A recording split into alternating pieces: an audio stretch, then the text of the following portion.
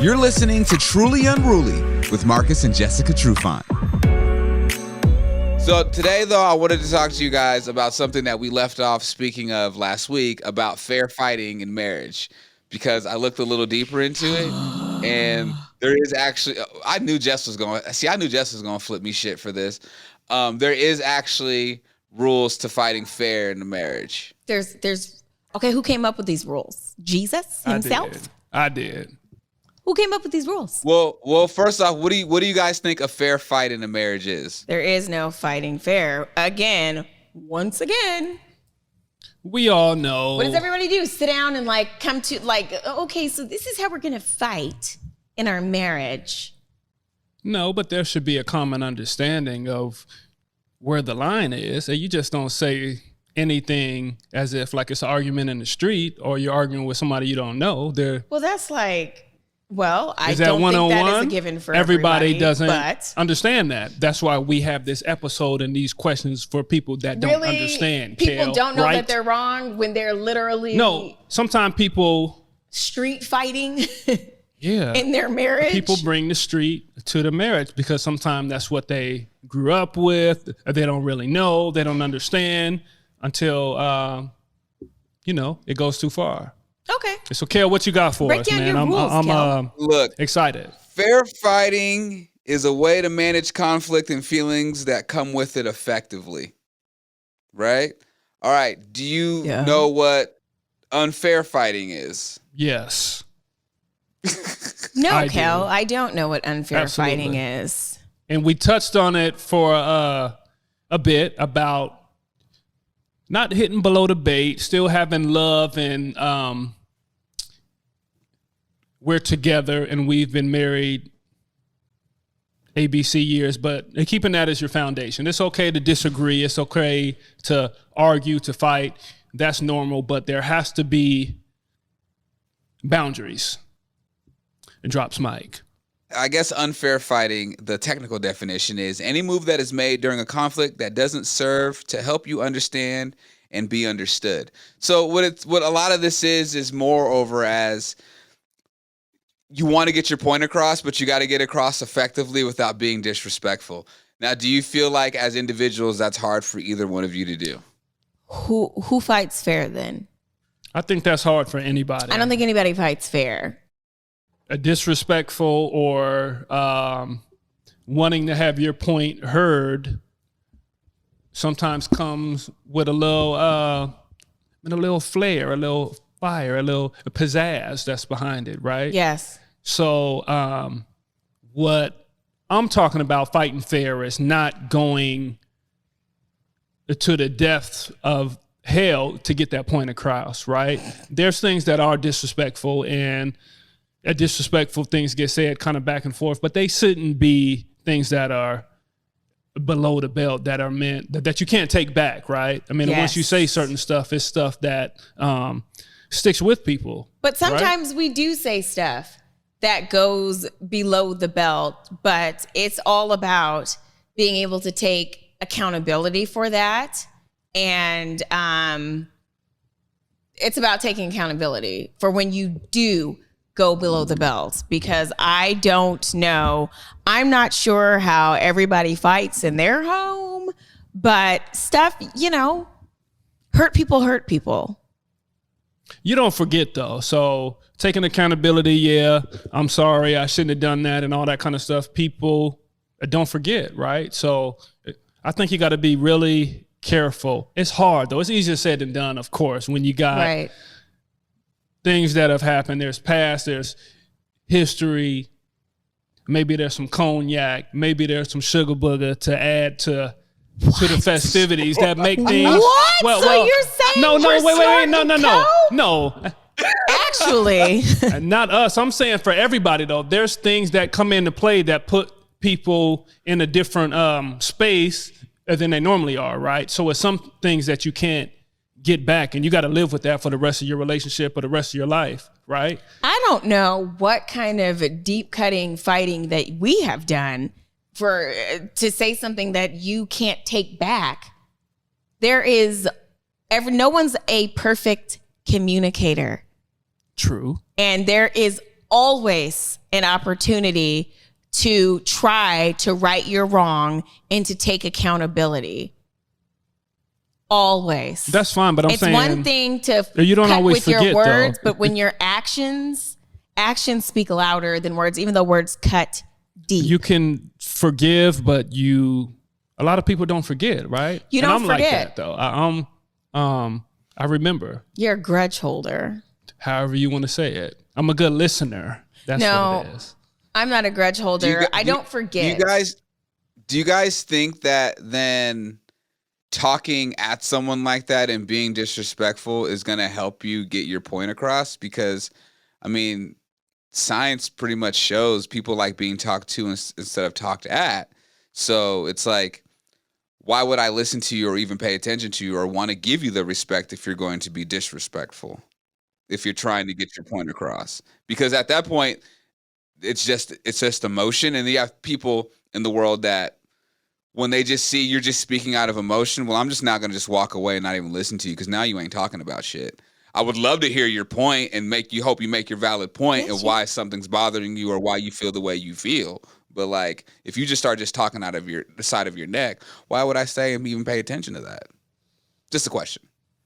Well, if it is disrespectful, like legit coming for the jugular and all kinds of swear words and attacking that person's character and all of that kind of stuff, yeah, I can see you turning around, walking away, and not listening anymore. But sometimes, even when it comes from emotion, it's real and it's valid and it's just coming out the wrong way, right? There's a fine, nobody's perfect. I don't know who is a perfect communicator. And so some of those emotional things that come out, it stems from hurt. And a lot of the time it's valid and it's not just pulling shit out of your ass unless you're like, fuck you, bitch, like all that kind of stuff. You don't need to do all of that, right? But sometimes it happens, and you said some things happen. It's built up emotions. Maybe this has happened, and you've had this happen in your past, and you hit a nerve, et cetera, et cetera. Things happen. So a fight can get nasty. It can get ugly. But all I'm saying is that you've got to know that person. You've got to love careful. That person. I know, but you got to be careful. You may love that person, and you may know that person inside and out, but sometimes saying the wrong thing to somebody could ruin a whole situation, right? And I guess I'm just playing devil's advocate, well, right? I'm that could put somebody. When you're in a marriage and you love somebody, if you let words, and maybe it's not one time, maybe it's a continual like thing. that. If you let one thing like determine the worth of your entire relationship, well then you probably shouldn't be together in That's not general. true. People are entitled to feel how they feel. So if something is cutting deep and it's like, oh man, I didn't appreciate that, right? Then say it. That. No, and then if you say it and then somebody kind of brushes it off like it wasn't that big of a deal, I said sorry and all that shit. So you need to get over it. It don't always work out like that, right? It doesn't. Yeah. Well, isn't it because also like if you've been in a marriage with someone for a long period of time or been with someone for a decent amount of time, you love them, right? Mm-hmm. So you don't want to hurt them. So why would you say hurtful things? Comfortability. You know how far you could push that person. And you know how far you could push that person, We hurt the people we love all the time. And a lot of the times it is stemming from your own personal issues, trauma, background, all of that kind of stuff. Like I said, hurt people, right? And so, yeah, I think that's it. And I'm not condoning, verbal abuse or anything like that. Because in our marriage, we're not, well, do you feel like a victim of verbal abuse? From me? Yeah, you could. Nah. You could feel like a victim of verbal abuse. I'm a listener first, right? Yes. and we're yin and yang, and Right. And I'm a no nonsense type of bitch. If I feel some type of way, I'm going to say it exactly how I'm going to say it. And if it hurts your feelings and you feel some type of way. But we have had conversations about what's fair fighting and what's not. And we can agree to disagree, but it needs to be done in a specific manner because we don't want both sides to be hitting below the belt and going into a nasty place. That's not a good look. So here's the thing. So like I found these rules online. I guess there's like rules to fair fighting in a marriage or a relationship. But I feel like, I mean, it's very typical like psychiatrist shit. But I feel like in everyone's own individual relationships, you should come up with your own rules on what works in your relationship in marriage, and like what's fair fighting. Which we have. We you guys have. Yes. Okay. We talk about that kind of stuff. What is below the belt? What we should not do. Right. Like, do you guys take turns talking? We try to, right? While we're fighting? Right, yeah. We want to hear each other. But, I mean, in a real fight, there really isn't any, like, there's no ABCs to it. We do our best. You're not like, oh, let me think back to Psychology 101. It may be a couple days. You think of, like, we talked about this before. I'm not going to do this because he knows I don't like it. He knows. Right. I know he doesn't like it when I do this, or she doesn't like it when I do that. Right. Like, for instance, there's a rule on here. You don't care, and you know that she doesn't like it, and you push because you're hurt or you're upset or you're like, okay, I didn't like what she said to me, so I'm going to do this. You try to even the playing field and kind of keep points and all this stuff. And I guess I'm talking from personal experience, but that's not always the right way to go. And sometimes you just got to just chill, man, and just go to your respective corners in the house, and and then you just gotta talk about it, like after things cool down. That's what I was saying earlier. Is it like you say some things that are supposedly, you can't reverse it and all that kind of stuff, life-shattering, but when you get down to the core of your marriage and your relationship, we love each other, right? And we want to be with each other, and we want to work these things out. We want to be better for each other, and so, we fall short. It's we still do it again, but we come back to it. We talk about it. We discuss it, and we grow and we learn from it every single time. Right. Nobody's perfect, so it's Like when you guys get into disagreements or arguments, like, because obviously I've never seen you guys argue. Do you guys discuss like an issue, like one thing at a time, or is it one person coming with one thing, the other one's coming with another thing, or is it like, okay, this is the problem, we discuss this problem, and then we maybe move on to the next problem, or is it just all coming out at once? Well, a lot of the time it's the same type of thing, right? There's like an underlying thing that has to be solved. And so we kind of, we work to get to that underlying issue. So it might be talking about multiple things, but really we're trying to get to the root of the problem. And in the beginning, and I think that's the only way to heal, is to get to the root of your initial problem. Why does this keep happening over and over and over again? Okay. What I think it is you start out in the fight of trying to prove your point, right? And trying to really get your point across. It's about me. It's about what I'm feeling. And then as the fight goes, as you kind of start to think like, okay, how is my wife feeling, or how am I making her feel?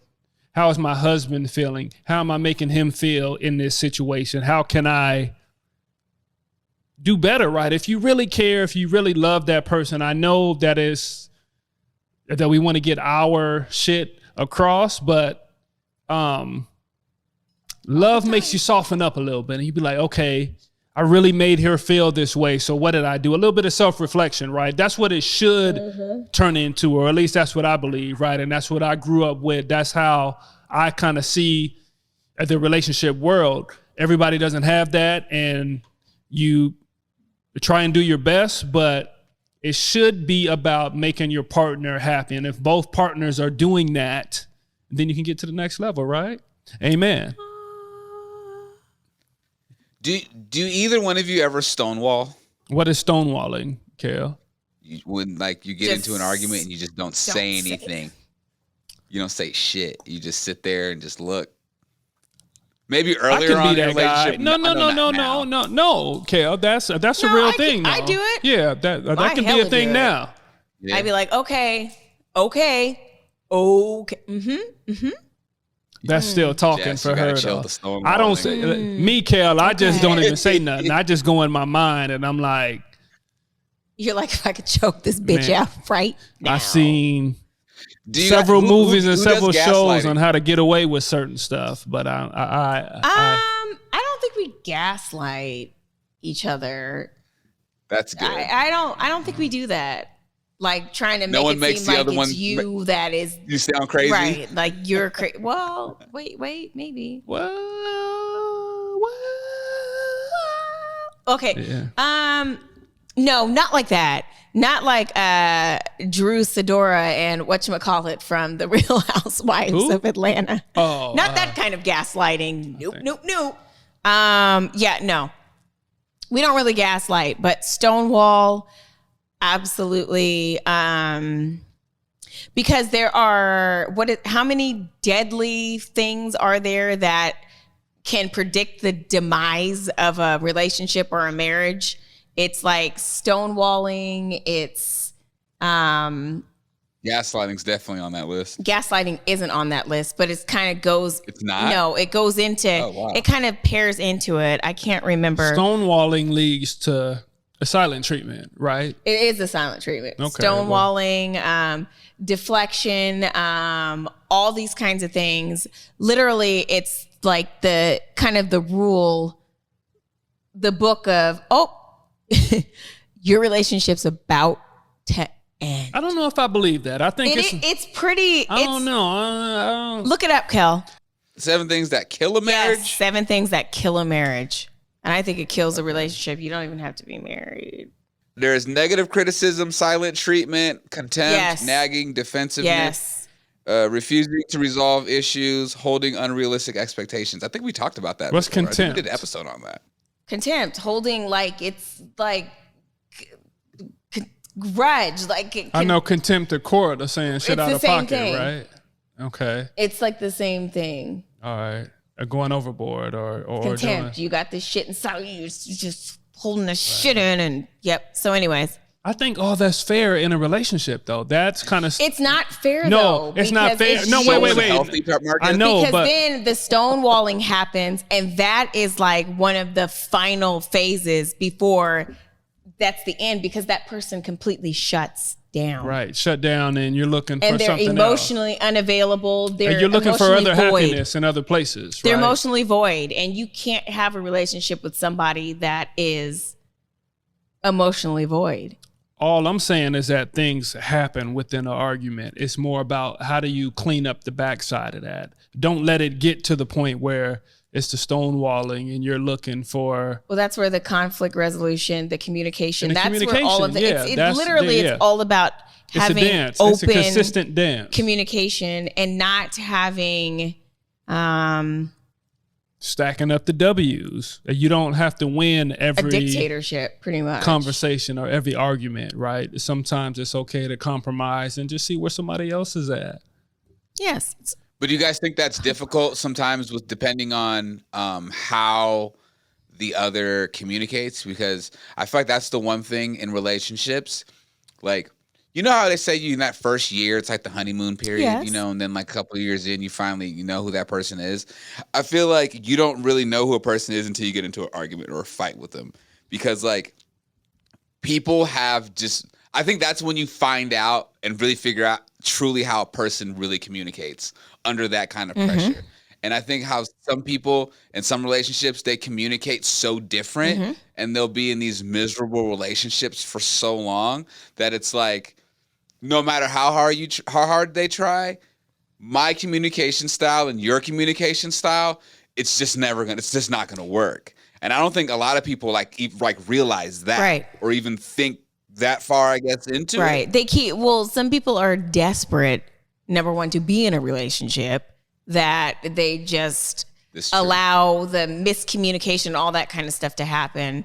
But yeah, two people that cannot effectively communicate and, learn how to compromise and resolve their issues, you're either going to be in a fucked up, unhappy marriage, or you split. It's like, I don't know. It's simple math to me. It is either, and you work for it. There's Either you want it or you do. There's people out there that thrive on I want our marriage to work. Negative, what do I call it? Negative interactions or a negative engagement. That's how our relationships are. They're not getting up in the morning if there's not something to be mad about it, or if there's not something to be negative about. People grow up with that. People think that's the norm. And okay, I'm in a relationship. I'm supposed to be fighting every day, and we're supposed to be through, right? Some people think that it is a relationship or a marriage, norms, right? Yeah, and that's where it comes back to the individual. That's all some people know, and some people will never be effective communicators. Some people will never, be able to understand the other person's point of view. Some people will never be open to compromise, which is dead wrong. No. It's dead wrong, but it's also people have their something that I think is out of their control. A lot of the times when you don't realize it, you have to realize these things in order to fix these things, right? True, but you have to have a realization. Yeah, and I think 80% of people don't even realize what they're doing, because when you are trained to do something your entire life, that is all you know, that is what you do. Yeah, because I feel like sometimes people give, and I hate saying this, but give humans just like too much credit. And it's like, nah, man, like until you really go out into the world, there's a lot of stupid people that just don't get it. Seriously, though, there's some people that it just doesn't click. Like, it doesn't, no matter how many ways and different ways you tell it to them, like their brain just cannot, it just processes different, So like you could try to be as an effective communicator as you could try to be and flat out tell somebody like what it is or how it is.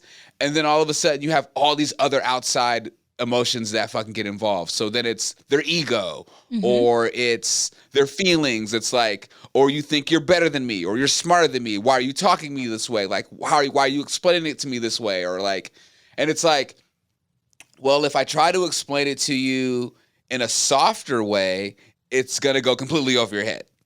But if I say it to you directly, not being disrespectful, but being like saying it to you in a direct way, yeah, it may sound harsh, but hurts. I'm telling you exactly what it is. The truth hurts. Yeah, so it does. So then it's like, where do you give and where do you take? Well, that's where. But for some situations, that's just what it is. It's going down the drain. It's trash, right? It is trash. It is over. But for other situations, I don't know. I just don't know. You just learn how to compromise. It takes work. It is about your foundation. It is about the love you have there from the start. It is about your want to be with that person. There's so many things that are factored into Making it work. Making it work. I believe it's more about And not being an idiot anymore. more or whatever. about removing self, and that's very hard to do for a lot of people, right? And I will put myself in that group, right? I know you like. We are selfish people. I know, but it's hard to remove that. Okay, I want her to understand where I'm coming from, so I'm gonna say X, Y, and Z, even if it's hurtful, even if it's this and that. I really want her to understand because I'm mad and I feel disrespected. I gotta let her know exactly where I'm coming from. Cool, but what's the repercussions of that? Not really thinking long ball, not playing the long game, being caught up in the emotions of the right now. I mean, it happens. That's life, and that's being a human. Who's thinking long term? Who's like, okay, if I say this in the future, who the fuck thinks like that? You don't. This guy. Sometimes. I guess I would like to be that guy is what I'm striving to be. I'm not perfect, but I get caught up in the minutia Oh my God. of the daily and Use that word. the conversation of the back and forth, and like I'm like, all right, I wanted to know where I'm coming from, blah blah, and just fire it off like a fire hose. But I don't really do that. this is the woman that I'm in love with, and I need, and I want to make sure that she is well on all levels. My goal is to be her everything. Am I that all the time? Probably not, but that's my goal, right? So I need to be thinking about that even in a terrible situation, even in a fight. That's what I believe. That's what I try to do. Really? Yeah. No way. I don't want to. No. This is getting a little too. No. This is getting a little too next to Jesus right now. He's getting a little too near. Even if I have my moment, to where I lash out, I'm like, oh man, okay, maybe I need to clean that up. Really? That wasn't. You thought that? I do. Really? I do. Okay. Yeah. I want to be everything for you. You are. I know, but I'm let's saying, hold hands. I know as we hold hands. Let's That's hold off hands, camera. okay. They can't see it, but I know, but we're holding Yeah. hands. But- You see the extension. But sometimes I need to be like, okay, she's gone too far. I gotta let her have it, right? Just to let her know where I'm coming from. And then it's like, damn. And then it's the stonewalling, and You're it's out this, of and we're not pocket. talking, and it's this and that. But it all comes back to if we want the best for each other, that's where our come back to Jesus moment is, right? Yes. And I work on myself so I can be better for him because he is a more efficient communicator than I am. I take that back. Damn. I mean, that's all like cute and shit and everything. That's what I'm saying. Like, There are those relationships where I feel like there are people that be keeping them receipts, and you have people, they get to their limit and they're like, you know what? I'm not about to take this anymore because you be on my head disrespecting me, and I love you, and I don't want to disrespect you or hurt the person that I love, but you keep hurting me, so I'm about to get it stepping. You know what I'm saying? As in leave the 'Cause it's relationship, like, or I'm about to come at you and just really give you. yeah, I leave the relationship, or I'm gonna do some shit I regret later. That's fair. So it's like, as people in relationships that, you know, in marriages that like love our spouses, and, you know, our spouses love us, there's certain things that, you know, you can say because you can get away with it because you know that person and you've known them long enough that, you know, like I can say it and get away with it. But it's like, where is the limit to that? Is there a limit to that? There is a limit. There is a limit. And when you reach your limit and you decide to walk away, well, I don't know. It is what it is, right? It is what it is. And obviously you guys were not, it wasn't meant to be. You know, I'm on some astrology shit right now, and I believe everything happens for a reason. I believe that if you're in a relationship and you feel that you can no longer take it, this is, it was meant to be, right? It was meant to happen that way. It was meant for you to separate, to part, no matter how bad it hurts the person. It was meant to be. It is what it, que lo que. Que lo que. It is what it is. So we learned that. It's like hard to think about that because it's like stick it out and, you know, endure and do all this kind of shit. But sometimes, nah, it doesn't work. I think people are selfish. They can't get out of their own way. I told you, everybody's selfish. I know. I'm just reiterating. So when you say, okay, we want to leave this relationship because I can't take it anymore. I can't take what maybe is being said to me. And sometimes, right, again, just playing devil's advocate, I need to do some self-reflection. This is what my partner is feeling from me. This is what she's giving me. I don't like how it's coming at me. I would like it to be different, but maybe I need to do a little bit of self-reflection. I need to fix some things. So it's not always about getting the win of the argument. What are we really talking about here? And sometimes self-reflection is big, man. So we got to step out of ourselves and want to do for our partner. And that's really what it comes down to for me, right? I mean, it ain't for everybody, but everybody's marriage is different. But I want my partner to be, I want her cup to be filled. So if that takes me losing an argument, oh God! That's a Jesus song. Hey, from time to time, hey, I'll do that. Not because it's on, not because I want to, but because it's gonna bring us together and take us to a higher level. There's always room for growth. That's it. Right. On all sides. Always room for growth, even when you every situation are right or what. There's always room for growth. And I'll be hella right too, just for the record. Actually, it's funny because like I feel like the older I get, the more like I realize how ridiculous relationships can be. You know, like the things that people fight about and argue, the things I've seen people get divorced over and shit like that I'm just kind of like, motherfucker, you just wanted it out. You wanted it out. It wasn't meant to be. Get the, seriously. You just wanted to get out. And that's okay. You were 3 years in. That's cool.